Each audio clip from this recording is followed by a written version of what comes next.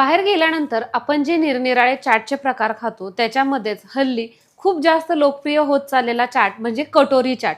कटोरी चाट करायचा कसा, त्याची जी कटोरी आहे ती व्यवस्थित येण्यासाठी काय काय केलं पाहिजे, सोबतच या कटोरीमध्ये कोणतं कोणतं फिलिंग असलं पाहिजे की ज्याच्यामुळे तो परिपूर्ण असा झाला पाहिजे, या सगळ्या गोष्टी आजच्या रेसिपीमध्ये मी तुमच्याबरोबर शेअर करणार आहे. त्यामुळे हा व्हिडिओ शेवटपर्यंत बघा. सगळ्यात अगोदर बाउलमध्ये आपण 1.5 कप मैदा घेतोय. आता याच्यामध्ये आपल्याला थोडासा ओवा टाकायचा आहे, अगदी पाव चमचा, आणि तो हाताने अशा पद्धतीनं क्रश करून घ्यायचा आहे. इथं मी 1.5 कप मैदा वापरलाय ना, त्याच्याऐवजी तुम्ही 1 कप मैदा आणि अर्धा कप गव्हाचं पीठ सुद्धा घेऊ शकता. चवीनुसार मीठ, आणि याच्यामध्ये आपण 2 टेबलस्पून तेल टाकून घेतोय. हे तेल गरम करून घेतलेलं नाहीये, रूम टेम्परेचरवरच घ्यायचंय आपल्याला. अगोदर सगळ्या मैद्याला हे तेल चोळून घ्यायचं आणि मग नंतर थोडं थोडं करून पाणी टाकायचं. कोणताही तळणीचा पदार्थ करत असताना आपण त्याच्यामध्ये 2 प्रकारचे मोहन वापरतो तेलाचे. एक तर छान मस्त कडकडीत, आणि दुसरं म्हणजे नॉर्मल रूम टेम्परेचरवरचं. ज्यावेळेस तुम्हाला एखादा पदार्थ असा खुसखुशीत करायचा असतो ना, तर त्यावेळेस नॉर्मल रूम टेम्परेचरवरचं तेल वापरायचं, आणि ज्यावेळेस असा कुरकुरीत करायचा असतो ना, त्यावेळेस गरम तेल वापरायचं. तेल सगळ्या मैद्याला लागलेलं आहे. आता मी थोडं थोडं करून पाणी घेते आणि याचा एक गोळा मळून घेते.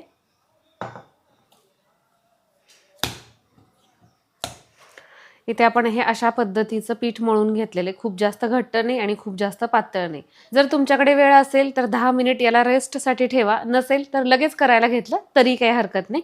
इथं आपण हे लगेच तयार करायला घेणार आहोत. कटोरी चाटसाठी आहे ना, आपल्याला थोडंसं जास्त तेल लागतं बरं का.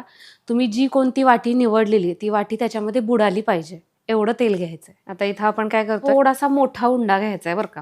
कारण की काय करायचंय, आपल्याला याची थोडीशी मध्यम आकाराची चपाती लाटून पूर्णपणे ही वाटी पण कव्हर केली पाहिजे, तर त्याच्यामुळे लाटताना थोडीशी मोठी लाटायची. त्यामुळे इथं तुम्ही बघू शकता असा मध्यम गोळा किंवा उंडा मी घेतलेला आहे. आता हा आपण लाटून घ्यायचा आहे. जर तुम्हाला आवश्यकता लागली तर तुम्ही इथं मैद्याच्या पिठीचा किंवा तेलाचा वापर करू शकता. आता इथे मी ही अशा पद्धतीची लाटून घेतलेली आहे. आपल्या लक्षात येतच की बाबा वाटीची साईज केवढी आहे आणि आपण चपाती केवढी लाटलेली आहे. आणि काय करायचं, हे अशा पद्धतीनं याला फक्त हे असे होल करून घ्यायचे, जेणेकरून ही पुरीसारखी फुगून येऊ नये.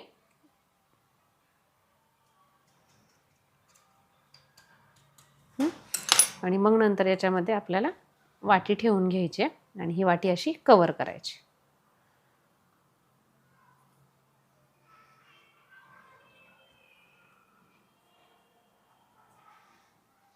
हलक्या हाताने याला असं, खूप जास्त नाही बरं का, फक्त हलक्या हाताने असं दाबून घ्यायचं की जेणेकरून सगळीकडनं ती वाटी कव्हर व्हावी पिठाने.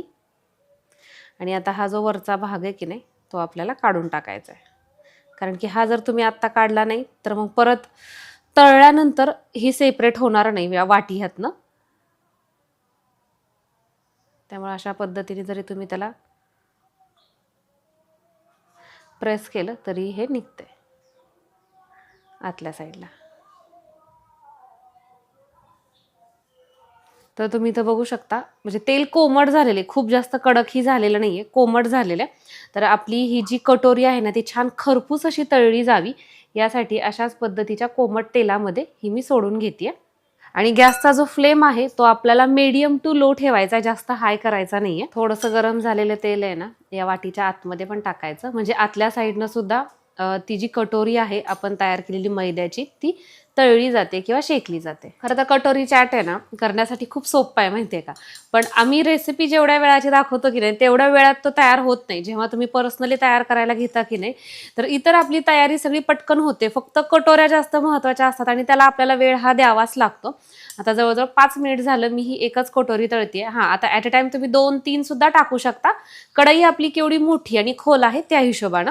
आणि कसं होतंय, शक्यतो सुरुवातीला पहिल्यांदा एकच कटोरी टाकायची, ती व्यवस्थित होऊ द्यायची. म्हणजे काय होतं, तेल पण थोडंसं रुळतं, आपला हात पण थोडासा रुळतो आणि बाकीच्या कटोऱ्या मग व्यवस्थित येतात. फक्त ह्यातलं हे जी वाटी आहे ती काढताना मात्र व्यवस्थित काढायची, कारण की त्याच्या आतमध्ये पण जे तेल असतं ते तेल बाजूला करून मग बाजूला काढू आपण अशी. आणि आता इथं तुम्ही बघू शकता आपली ही कटोरी छान असा याला रंग आलेला आहे. बाजूला काढून घेऊ. मस्त अगदी परफेक्ट आणि भली मोठी अशी ती कटोरी पण तयार झालेली आहे, जेणेकरून त्याच्या आतमध्ये पण आपण जे काही स्टफिंग वगैरे भरणार आहोत ना ते सुद्धा असं पुरेपूर भरलं गेलं पाहिजे.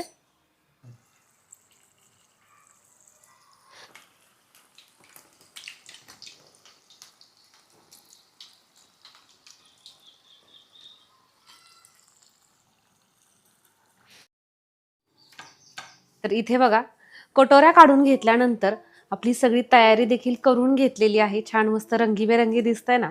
आता हे आपण सर्व करायला घेऊया. सगळ्यात अगोदर उकडून असा बारीक चिरून घेतलेला हा बटाटा, टोमॅटो, कांदा, एकदम बारीक अशी चिरून घेतलेली काकडी, इथं ही खजूरची चटणी आहे, दही,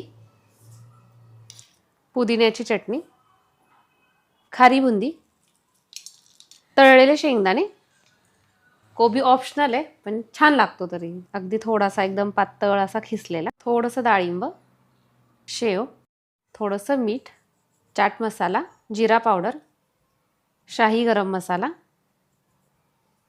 लाल चटणी. या रेसिपीमध्ये आपण वापरलेला हा शाही गरम मसाला सोबतच ही लाल चटणी तुम्ही आता घर बसल्या ऑर्डर करू शकता. ऑर्डर करण्यासाठी इन्क्वायरीसाठी नंबर डिस्क्रिप्शन बॉक्समध्ये दिलेला आहे, त्यासोबतच स्क्रीनवरती सुद्धा दिलेला आहे. व्हॉट्सअपला फक्त हाय करा, सगळी माहिती पुरवण्यात येईल. तुम्हाला जो पदार्थ आवडतोय तो पदार्थ तुम्ही तेवढ्या प्रमाणात रिपीट करू शकता किंवा जास्त वापरू शकता.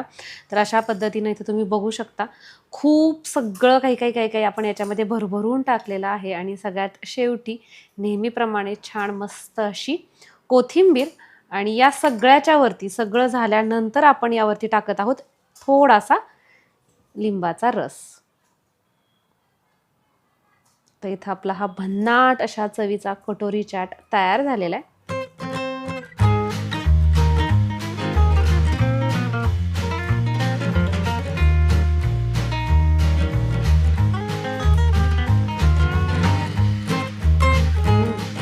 मस्त, म्हणजे ना तोंडात टाकल्या वेगवेगळ्या चवी आपल्याला जाणवतात.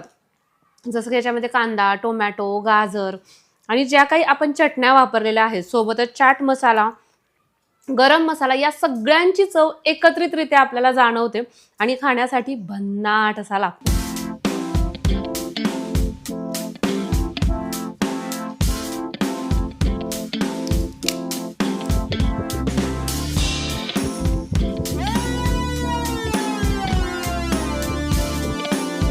आज आपण तयार केलेला हा कटोरी चाट तुम्ही सुद्धा घरी नक्की ट्राय करा. याच्यामध्ये जरी मी खूप काही वापरलेलं असलं त्या कटोरीमध्ये, तरी सुद्धा एखादा पदार्थ कमी जास्त असला तरीही चालतो. त्यामुळे एखाद्या पदार्थासाठी नडून बसू नका. ही रेसिपी घरी नक्की ट्राय करा. ट्राय केल्यानंतर कशी झाली हे मला कमेंट करून सांगायला विसरू नका. चला तर मग परत एकदा भेटूयात अशाच एका छानशा रेसिपी सहित. तोपर्यंत बाय.